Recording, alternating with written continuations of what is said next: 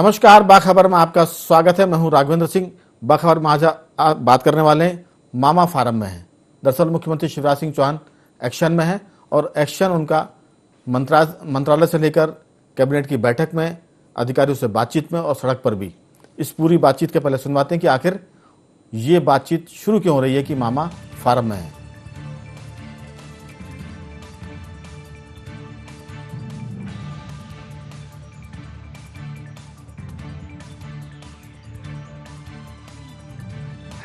वितरण सुनिश्चित करना है।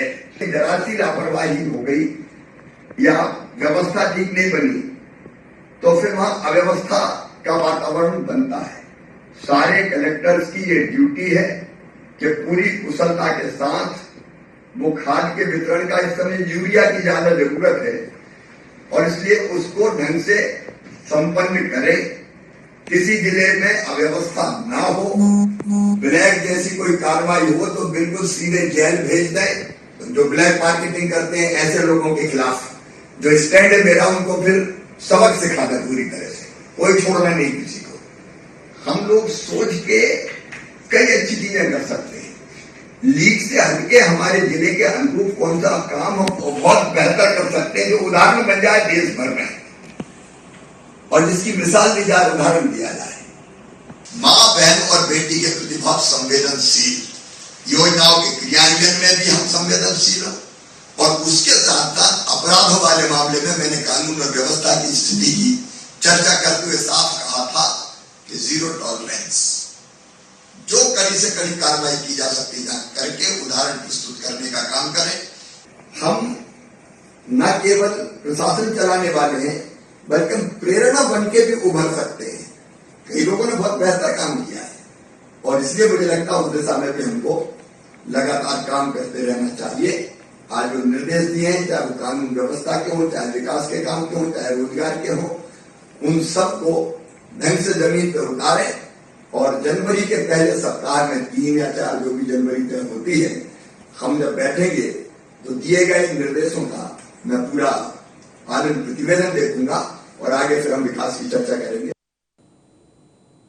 हमने सुना था ये कल की बैठक के बारे में। इसके बाद आपको सुनवाते हैं कि जो कार्यकर्ताओं के बीच में उन्होंने क्या कहा था कि मामा फार्म में। लेकिन उसके पहले आपको बता दें कि law and order, zero tolerance, जमीन में गाड़ दूंगा अगर काम नहीं किया, जनता की नहीं सुनी तो इस बार फिर ठीक नहीं, क्योंकि मामा फार्म में है। सुनवाते ही उन्होंने कब कहा था।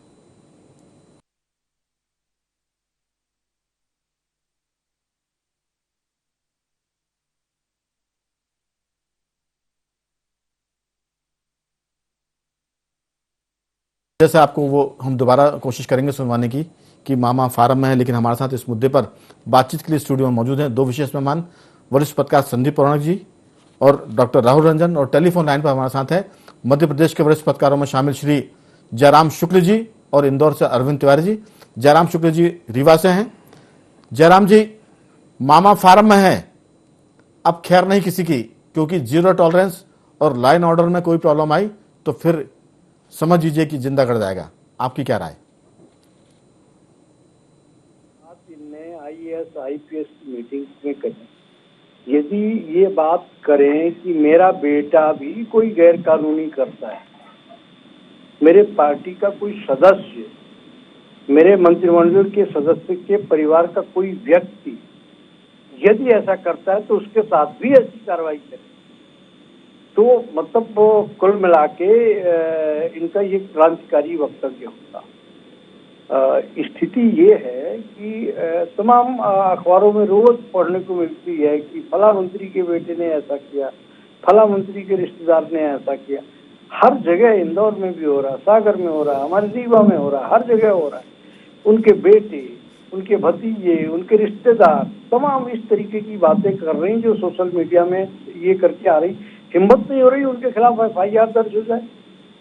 तो इनको तो पूरी मीटिंग में ये बोलना चाहिए कि चाहे मेरा बेटा ही भले क्यों ना हो, जैसा कि माता अहिल्याबाई ने अपने बेटे को सबक दिया, उस तरीके से यदि ये अपना इकबाल कायम करना चाहते हैं तो इनको ये वक्तव्य देना चाहिए कि चाहे मेरे घर परिवार रिश्तेदार का कोई व्यक्ति हो, मेरे मंत्रिमंडल के सदस्य का कोई परिजन हो, मेरी पार्टी का कोई कार्यकर्ता हो, यदि वो गैर कानूनी काम करता है तो उसके साथ वैसे ही सलूक होना चाहिए जैसे किसी अपराधी के साथ होता है। बिल्कुल। चलिए, आपकी बात सुनने के बाद शायद ये लाइन भी जुड़ जाएगी। अरविंद जी, माता अहिल्या जी का जिक्र आया है कि उन्होंने अपने बेटे के अपराध करने पर जो कार्रवाई की थी, लेकिन अब ना तो माता अहिल्या है और ना वो वैसा होलकर स्टेट है। लेकिन मध्य प्रदेश की हम बात करें तो शिवराज सिंह जी का स्टेट है और वो मामा फार्म में है, और शिवराज जी भी उसी संस्कृति में पले बड़े हैं जो अहिल्याबाई होलकर की हम बात करें, पेशवा की बात करें, या राष्ट्रवाद की बात करें, या जो नैतिकता की बात होती है, जो उनके एक्शन हैं। मैं वहां से शुरू करूंगा अरविंद जी, कि जो कमिश्नर प्रणाली, पुलिस कमिश्नर प्रणाली रुकी हुई थी 35 सालों से, 40 सालों से, मामा फार्म में है तभी हो पाई, और किसी मुख्यमंत्री के बूते की बात नहीं थी कि वो उसको लागू कर पाता। ये चीज बताती है कि शिवराज सिंह जी सच में फॉर्म में है। आपकी राय? सही कहा कि 35 साल से जो पुलिस कमिश्नर प्रणाली लंबित थी उसको लागू करने का निर्णय शिवराज सिंह चौहान ने लिया। संकेत देता है कि मुख्यमंत्री, बिल्कुल आप सही कह रहे कि मामा फार्म में है। लेकिन मेरा कहना है कि खाली पुलिस कमिश्नर प्रणाली लागू करने से ही मामा फार्म में है, यह मतलब इसको हम समझ नहीं पाएंगे। मुख्यमंत्री फॉर्म में है, मुख्यमंत्री को अपने तीखे तेवरों का एहसास समय समय पे करवाना चाहिए, बिल्कुल कटु सत्य है। लेकिन मैं जयराम जी की उस बात से बिल्कुल सहमत हूं कि यह कठोर तेवर जो है ना वो एक तरफा नहीं रहना चाहिए। आप एक तरफ नौकरशाही को, सरकारी तंत्र का जो छोटा अमला है वो, और जो मैदानी अमला उसको अपने सख्त तेवर बार बार दिखाते हैं। लेकिन जो आपकी पार्टी में हो रहा है, जो आपके विधायक जिस तरह का आचरण कर रहे हैं, आपके मंत्री जिस तरह की बातें कर रहे हैं, और आपकी पार्टी के कार्यकर्ता जिस तरह का आचरण कर रहे हैं, कहीं ना कहीं उस पर भी अंकुश जरूरी है। नहीं तो ये जनता में सीधा एक तरफा संदेश जाता है। दूसरी बात, पुलिस कमिश्नर सिस्टम की आप कह रहे हैं कि 35 साल में लागू करने वाले शिवराज सिंह चौहान ये साहस दिखा। केवल पुलिस कमिश्नर सिस्टम लागू करने की घोषणा से नहीं, उनको मुख्यमंत्री, ये जो पहले दो पुलिस कमिश्नर की जो नियुक्ति होना इंदौर और भोपाल में, इससे स्पष्ट हो जाएगा कि पुलिस कमिश्नर प्रणाली लागू करना, बहुत घोषणा करना भी कोई छोटा मोटा काम नहीं था। लेकिन अब इसमें व्यवस्थित तरीके से प्रणाली लागू हो। खाली मतलब कहीं ऐसा ना हो जाए कि पदनाम बदल जाए, कि आईजी जो है वो पुलिस कमिश्नर हो जाए, या भोपाल का एडीजी जो है वो पुलिस कमिश्नर हो जाए, और अभी जो डीआईजी है वो जॉइंट सीपी हो जाए। ये नया सिस्टम अगर मुख्यमंत्री मध्य प्रदेश में लागू कर रहे हैं तो इसको उन्हें पूरी तरह सफल करके भी दिखाना होगा, और ये भी बताना होगा कि पुलिस कमिश्नर सिस्टम अगर मैंने लागू किया है तो उसके पीछे मेरा जो मकसद था मध्य प्रदेश में, वो उसमें मैं पूरा हो रहा हूं। तो ये जो पहले दो पुलिस कमिश्नर की जो नियुक्ति होना है ना राघवेंद्र जी, उससे सब कुछ स्पष्ट हो जाएगा। जी बिल्कुल, आपने ठीक कहा। मैं आपका इशारा समझ रहा हूं कि ऐसा ना हो कि आईएएस लॉबी के दबाव में सरकार पुलिस कमिश्नर प्रणाली को कमजोर कर दे। यानी पुलिस कमिश्नर के अधिकार इतने ज्यादा होने चाहिए ताकि वो प्रशासन को ठीक से चला पाए, लॉ एंड ऑर्डर को ठीक से कर पाए, और जनता को लगे कि कुछ बदलाव हुआ है। हम पॉजिटिव रहें अरविंद जी, हम सब लोग वैसे भी पॉजिटिव हैं। सवाल यही है कि जो कुछ हो रहा है उसमें बेहतर होगा ये मान के चलें। जब नहीं होगा तो फिर हम सब बैठ के उसका छिद्रानुवेशन करेंगे, उसका पोस्टमार्टम करेंगे कि इसमें क्या गड़बड़ हुआ और क्या नहीं हुआ। अभी तो सिर्फ ये कि जो कोई नहीं कर पाया वो शिवराज जी ने किया पुलिस कमिश्नर प्रणाली को लागू करके। अब उस पर भी बातचीत हो रही है, बार बार खबरें निकल के आती हैं कि आईएएस लॉबी का दबाव है इसलिए कई चीजें बदली जा रही हैं। जैसा आपने संकेत किया कि इसके लागू करने पर नजर आएगा कि मुख्यमंत्री शिवराज सिंह चौहान अपने काम में कितने कठोर साबित हो रहे हैं। संदीप जी, एक बात तो पक्की हो गई कि कमिश्नर प्रणाली लागू हो रही है, अब उसका स्वरूप क्या होगा इस पर भी बात होगी। तो मुझे लगता है कि स्वरूप आने दें, तब उसका हम छिद्रानुवेशन कर लेंगे। अभी तो हमें लगता है कि जो बाकी राज्यों में अधिकार होंगे, मुझे लगता है कि उससे कम अधिकार पर तो कोई कमिश्नर प्रणाली यहाँ लागू होगी नहीं, क्योंकि आप उससे कम करेंगे तो फिर आईपीएस उसकी आलोचना करेंगे, मीडिया अपनी बंदूकें लेकर बैठा हुआ है भरकर उस पर फायर करने के लिए। तो सीधी सी बात है कि इस बात की चिंता, जो बात अरविंद जी ने की, जो बात जयराम शुक्ल जी कह रहे हैं कि भाई सिर्फ कहने से कुछ नहीं होगा, जब तक कि सत्ता में बैठे लोगों के परिजन अगर कुछ गड़बड़ी कर रहे हैं तो वहां भी आपको कठोरता से कार्रवाई करनी पड़ेगी। मामा तब फार्म में माने जाएंगे। मुझे लगता है कि मामा के फार्म की शुरुआत हुई है। किसी प्लेयर की शुरुआत होती है कि वो एक इनिंग में 50 बनाता है, दूसरी इनिंग में 75 बनाता है, फिर अगली इनिंग में सेंचुरी मार देता है। तो मुझे लगता है कि ये तो फार्म की शुरुआत है। आपकी राय? राघवेंद्र जी, ये बात बिल्कुल सही है कि पिछले कुछ समय से शिवराज जी फॉर्म में हैं, वो दिख भी रहे हैं। उनकी जो कार्यशैली है या निर्देश हैं या सख्त लहजा है, ये बात बिल्कुल जयराम जी ने जैसा कहा और अरविंद जी ने जैसा कहा कि वो दिखना भी चाहिए। आप अभी कह रहे हैं वो नजर आना चाहिए। नजर तब आना चाहिए जब आपके घर के लोग अगर किसी गलत काम में इन्वॉल्व हैं, घर मतलब पार्टी सत्ता से जुड़े हुए लोग, अगर उन पर कार्रवाई होती है तो जनता में संदेश जाता है। जैसा आपने कहा कि प्रशासनिक अधिकारियों को भी चेताया उनने, तो स्वाभाविक सी बात है जनता में यह संदेश जाता है कि मुख्यमंत्री हमारा सख्त है और प्रशासनिक अमले को सुधारने की दिशा में बढ़ रहा है। एक पक्ष ये होता है। दूसरा पक्ष जब हम कहते हैं तो अपने से जुड़े हुए लोगों पर भी आपको कार्रवाई करनी चाहिए, तब आपकी तुला समान नजर आती है। नहीं तो जैसा अरविंद जी ने कहा और जयराम जी ने ऐसे सवाल उठेंगे, तो स्वाभाविक बात है कि अगर आप प्रशासनिक अमले पर डंडा चलाते हैं तो आपको उन लोगों के खिलाफ भी कार्रवाई करने के सख्त निर्देश देना चाहिए जो सत्ताधारी दल से जुड़े हुए हैं, चाहे वो विधायक हों, सांसद हों या उनके नाते रिश्तेदार हों। अगर वो कार्रवाई होगी तो बेहतर संदेश जाएगा और दोनों, जहां प्रशासनिक अमला डर के रहेगा वहीं दूसरे राजनेता भी डर के रहेंगे, प्रदेश में अमन चैन रहेगा। मुझे लगता है doctor Rahul Ranjan ji, law and order, no tolerance, और बीच में ये आया था कि अगर कोई कालाबाजारी हुई तो फिर वो आरोपी एनएसए में बंद होगा। ये सब चीज़ें निकल कर आ रही हैं। आपको लगता है कि जो चीज़ हम बात कर रहे हैं फॉर्म की, शिवराज सिंह की इस बार की चौथी बार की पारी अब फॉर्म की तरफ है, क्योंकि वो 28 उपचुनाव जीत चुके हैं विधानसभा के, 4 उपचुनाव में से 3 उपचुनाव उन्होंने जीत लिए हैं। अब फॉर्म बढ़ रहा है। आदिवासियों का मामला था, शिवराज सिंह चौहान ने एक कदम आगे बढ़कर उस पर काम किया है। टांटिया बिल की बात करें, रानी कमलापति की बात करें, तो पॉलिटिकली वो फॉर्म में है। अब प्रशासनिक एडमिनिस्ट्रेटिव वो फॉर्म में आ रहे हैं। पुलिस कमिश्नर प्रणाली लागू कर दी है। अब उसके जो प्रावधान होंगे उस पर भी सबकी नजर होगी। आपकी राय?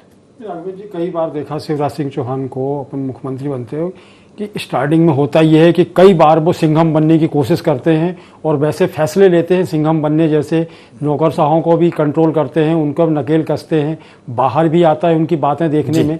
लेकिन ये सिंघम वाला जो उनका स्वरूप जो दिखाई देता ना हमें, कुछ दिनों तक तो बहुत सिंघम दिखाई देता है और इसके बाद धीरे धीरे वो पर्दे के पीछे चला जाता है। तो ये फार्म, जो जिस फार्म की आप बात कर रहे हैं कि शिवराज सिंह चौहान फार्म में जरूर आए हैं, लेकिन ये फार्म उनका कब तक चलेगा? क्योंकि पब्लिक देखना चाह रही है कि वो जो चीज की घोषणाएं कर रहे हैं, जहां दबाव बना रहे हैं, नौकरशाहों को जिस तरीके से दबाव बनाने की चेष्टा कर रहे हैं और योजनाओं को जिस तरीके से कार्यरूप देने की चेष्टा कर रहे हैं, वो लंबे समय तक कैसे चले? क्योंकि लंबे समय तक ये चल नहीं पा रही चीजें, एक कंटिन्यूनेशन होना चाहिए उसमें। और दूसरी चीज जो बात बार बार उठ रही है कि अपने घर को संभाल पाना उनके लिए बड़ा मुश्किल हो रहा है। अपने ही घर नहीं संभाल पा रहा उनसे और बाहर के लोगों को वो हिदायत दे रहे हैं, पहले अपना घर संभालो, पहले अपने घर में बात उठाओ। पहले एक को अपने घर में किसी को तमाचा मारोगे तो पब्लिक के बीच में संदेश जाएगा कि आपने अपने घर के लोगों को सुधारने की चेष्टा की है। बिल्कुल। लेकिन ये हो ये रहा है कि आप पहले बाहर वालों को तमाचा मार करके घर के अंदर वालों को हिदायत दे रहे हो कि देखो मैंने बाहर वालों को मारा। तो नौकरशाहों को मारने से कुछ नहीं होता। जो संदेश की बात मुख्यमंत्री ने भी कही है कि बार बार कि हम सुधार लेके आएंगे, तो ये बात उठ रही है बार बार कि पहले अपना घर सुधारो, घर के अंदर से बात उठाओ। बिल्कुल। लेकिन अभी ये समझ में नहीं आ रहा है कि जब मुख्यमंत्री निर्देश देते हैं तो फिर किसने रोका है एसपी को किसी सत्ता पक्ष के व्यक्ति पर मुकदमा दर्ज करने से? अगर ये नौबत आती है कि मुकदमा दर्ज हुआ फिर एसपी का तबादला हुआ, तब ये बात निकलकर स्पष्ट रूप से सामने आएगी कि सरकार का दखल इस तरह का है। जयराम जी, अभी नई खबर यह है कि जो एनजीओ की फॉरेन फंडिंग है, सरकार ने कहा कि उस पर रोक लगाई जाएगी कि विदेशों से जो पैसा आता है वो कहाँ खर्च होता है। ये भी हमें लगता है कि एक बड़ा फैसला है। हम फैसलों की बात कर रहे थे, पुलिस कमिश्नर प्रणाली, इसके बाद फॉरेन फंडिंग जिन एनजीओ को हो रही है उन पर लगाम कसने की बात हो रही है। आपने शुरुआत में कहा कि जब तक सत्ता पक्ष के जो लोग हैं, मंत्री हैं, विधायक हैं, सांसदों के घर के लोग अगर गुंडागर्दी करते हैं तो उन पर भी नकेल कसनी चाहिए, उनको भी सलाखों के पीछे जाना चाहिए। ये शुरुआत है। उम्मीद करते हैं कि आपकी बात जो सुन रहे होंगे सरकार इस पर भी काम करेगी। अभी आपकी राय? देखिए, एक तो जो एनजीओ की फॉरेन फंडिंग है उस पर जो निर्णय है बहुत सही है। पूरा मध्य प्रदेश इतना सुभेद्य है कि इतना भयंकर कन्वर्सन हो रहा है, मिशनरी सक्रिय हैं और बहुत ही तरीके के इस तरीके के कन्वर्जन हो रहे हैं जो विदेश से पैसे आ रहे हैं। अभी एक जो मसला वनवासियों को लेके हुआ, बिसाहू लाल सिंह जी के बयान को लेके, ये तो ताके बैठे हुए हैं क्योंकि अभी जनगणना आने वाली है। और पूरा मिशन रीच का पैसा इस बात के लिए पंप हो रहा है कि कोई भी वनवासी अपना धर्म हिंदू ना लिखे। दुर्भाग्य से उसमें बहुत से कांग्रेस लोगों की भी ऐसी सहमति है, ऐसी बात उठाते हैं, वामपंथी तो उसमें है ही। तो ये बहुत जरूरी है कि जो फॉरेस्ट फंडिंग आ रही है थ्रू मिशन रीच, हर गांव में, हर कस्बे में, हर जगह आप देखोगे कि मिशन रीच की स्कूलें हैं, वहाँ पे चर्च है, मतलब सबसे पहले चर्च है, फिर उसके पीछे स्कूल है। तो एक ये बड़ी साजिश है, ये बड़ा महत्वपूर्ण काम है। तो वो फंडिंग की देखरेख और मिशन रीच और चर्च से चलने वाली स्कूलों को देखना बहुत जरूरी है। बिल्कुल। दूसरी चीज जो कमिश्नर प्रणाली की बात ये कह रहे थे कि क्या है पूरे जैसे अभी पूरे देश में बम्बई की पुलिस, वहाँ कमिश्नर प्रणाली सबसे पहले थी, आजादी के बाद सबसे पहले कमिश्नर प्रणाली वहाँ थी। बम्बई की पुलिस को इतना विश्वसनीय माना जाता था, अभी बीच में डेंट हुई, उसके छवि पे दाग लगा, लेकिन बड़ा अच्छा काम करती। बहुत सारी फिल्में, बहुत सारी वेब सीरीज हम आप देखते हैं जिसमें मुंबई में कमिश्नर प्रणाली पर ही आधारित होती है। एसीपी होता है, डीसीपी होता है, कमिश्नर होता है, वहाँ कोई कलेक्टर तमाम ये सब कुछ नहीं होता। लेकिन वहाँ पॉलिटिकली आप अभी देख रहे हैं, वो परमवीर वाला प्रकरण तो आप देख ही रहे हैं और भी तमाम ये सब चीजें देख रहे हैं। लेकिन पॉलिटिकली मोटिवेटेड पोस्टिंग यदि होगी, ईमानदार लोगों को, काम करने वाले लोगों को, जैसा कि मध्य प्रदेश में नहीं हुआ। आप लेखा जोखा लगा ले, पूरे मध्य प्रदेश में जितने एसपी और जितने आईएएस हैं उनका प्रपोर्शन देख लें कि कितने डायरेक्ट आईएएस हैं और कितने प्रमोटी आईएएस हैं, कितने राजनीतिक वर्ग हस्त वाले आईपीएस हैं और कितने अपने काबिलता के आधार पे आईएएस और आईपीएस हैं। इसके आधार पे आप अंदाज लगा सकते हैं कि जो कमिश्नर प्रणाली है भोपाल में और जो इंदौर में लागू करने जा रहे हैं, यदि ये खैरवार जैसे, खैरवार तो खैर नगर पे उसके थे, माने वो रोड्रिक्स क्या नाम था जिनको पंजाब में भेजा गया, रोड्रिक्स पंजाब के राज्यपाल बने थे, जेफ रिबेरो, उनको रोल मॉडल बना लें। जी बिल्कुल ठीक है। उनको रोल मॉडल बनाकर यदि कमिश्नर प्रणाली लागू करेंगे तो निश्चित तौर पे इसके बड़े फायदे होंगे। बिल्कुल। यदि पॉलिटिकली मोटिवेटेड पोस्टिंग होगी तो उसका कोई अर्थ एकदम आपने ठीक कहा। इस पर मैं पूछता हूं अरविंद जी से। अरविंद जी, जेफ रिबेरो साहब का नाम आया जो मुंबई के पुलिस कमिश्नर हैं, बहुत मशहूर। जी।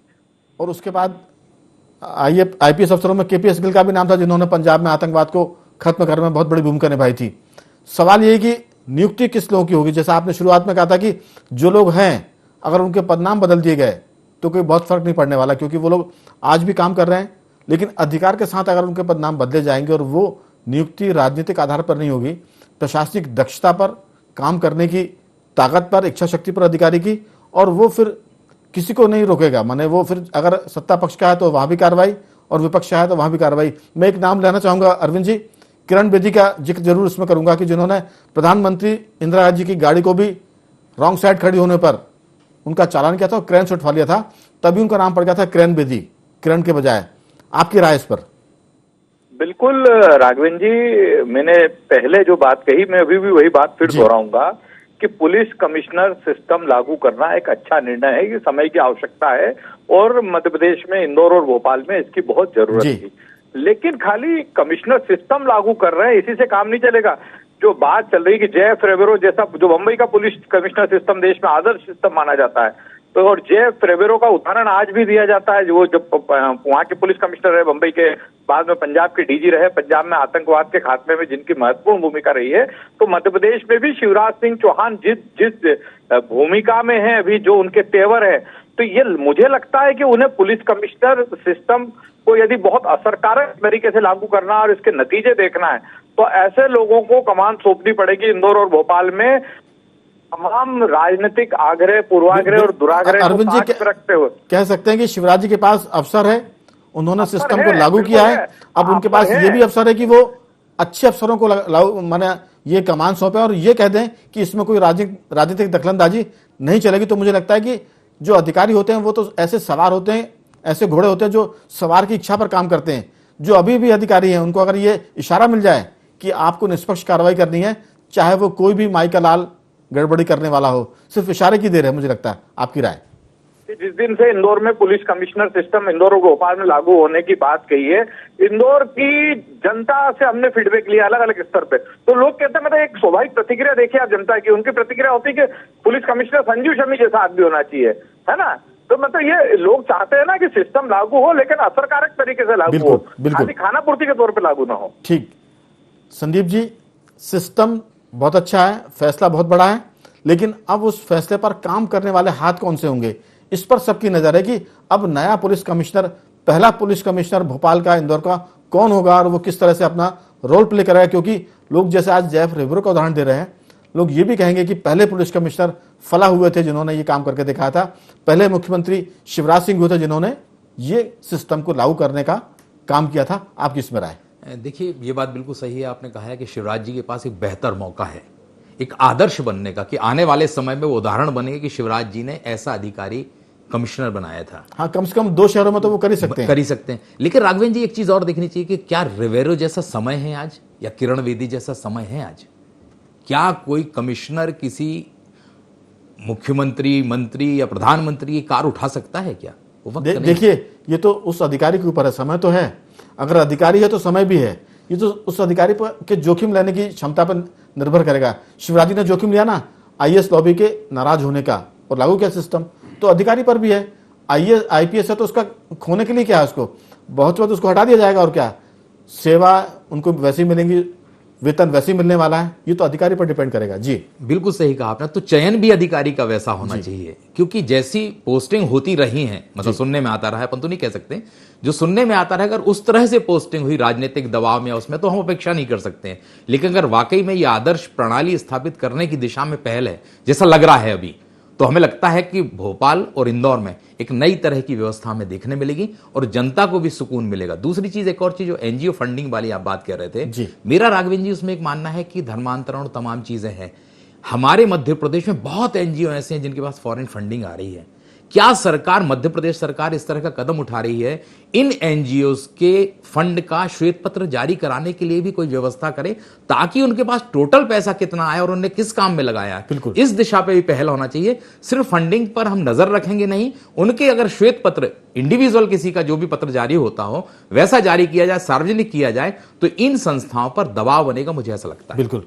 रंजन जी, शिवराज जी के पास मौका है, वो फॉर्म में भी चल रहे हैं, बॉल बैट पे भी आ रही है, और जब वो मारते हैं तो वो बैट के बाहर भी जा रही है, क्योंकि उपचुनाव जीत रहे हैं, आदिवासियों का अभियान चला रहे हैं, पुलिस कमिश्नर प्रणाली लागू कर रहे हैं, एनजीओ की फॉरेन फंडिंग रोकने की बात कर रहे हैं या उसकी जांच की बात कर रहे हैं। अब ये मौका है एक बार से फिर उनके हीरो बनने का, प्रशासनिक तौर पर। आपकी राय? राजनीतिक सफलता जिस तरीके से शिवराज सिंह चौहान को मिल रही है, उसका ही नतीजा है कि ये फॉर्म में है। कोई भी योजना को जब तक आप राजनीतिक हथकड़ी आप जब तक लगा के रखोगे, कोई भी योजना सफल नहीं होती। शिवराज सिंह चौहान यदि ये चाहते हो कि कमिश्नर प्रणाली बहुत अच्छी तरीके से लागू हो, तो पहले आपको राजनीतिक दबाव, किसी भी तरह का दबाव सबसे पहले खत्म होगा। बिल्कुल। जब यदि आप हथकड़ी वहां से बिल्कुल खत्म कर दोगे तो ये व्यवस्थाएं सुचारू चल जाएंगी। हम 4 लोग हैं चर्चा के लिए, 1 मिनट का समय है, 20-20 सेकंड में अगर कुछ करेंगे तो मेरे ख्याल से फाइनल टिप्पणी आ जाएगी, क्योंकि पूरी चर्चा का जिस्ट अब मेरे ख्याल से अब आ गया है। जयराम शुक्ल जी, बहुत संक्षेप में आपकी इस पर अंतिम फाइनल वर्डिक्ट क्या है इसका? मौका है शिवराज जी के पास, फॉर्म में है, हीरो बन सकते हैं, आपकी राय? ऐसा हुआ है, ऐसा हो सकता है। भोपाल में पन्नालाल एसपी थे, उन्होंने ऐसा कर दिखाया, आशा गोपाल थी, ऐसा कर दिखाया है।